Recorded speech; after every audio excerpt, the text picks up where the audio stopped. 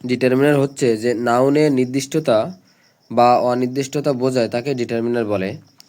Determiner 5 রকম নিয়ে গঠিত। তো প্রথমটা হচ্ছে আর্টিকেল, দ্বিতীয়টা হচ্ছে পসেসিভ, আর তৃতীয়টা হচ্ছে নিউমেরাল, এবং চতুর্থটা হচ্ছে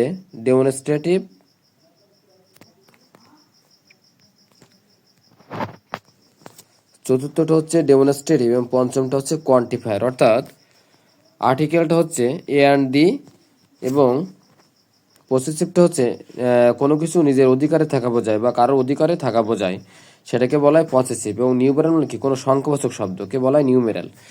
এবং 4 নম্বরটা হচ্ছে ডেমনস্ট্রেটিভ মানে হচ্ছে যে কোনো কিছু নির্দেশ করা বোঝায়। এবং 5 নম্বর হচ্ছে কোয়ান্টিফায়ার মানে পরিমাণবাচক, অর্থাৎ কোনো কিছু পরিমাণ বোঝাবে।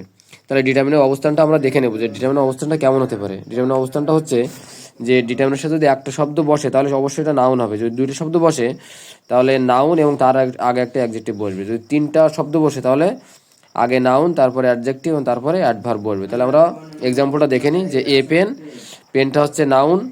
এ গুড পেন, গুডটা হচ্ছে অ্যাডজেক্টিভ, পেনটা হচ্ছে নাউন। এবং এ ভেরি গুড পেন, পেনটা হচ্ছে নাউন, গুডটা হচ্ছে অ্যাডজেক্টিভ এবং ভেরিটা হচ্ছে অ্যাডভার্ব। এভাবে আমাদের ডিটারমিনের অবস্থানটা নির্ণয় করা হয়।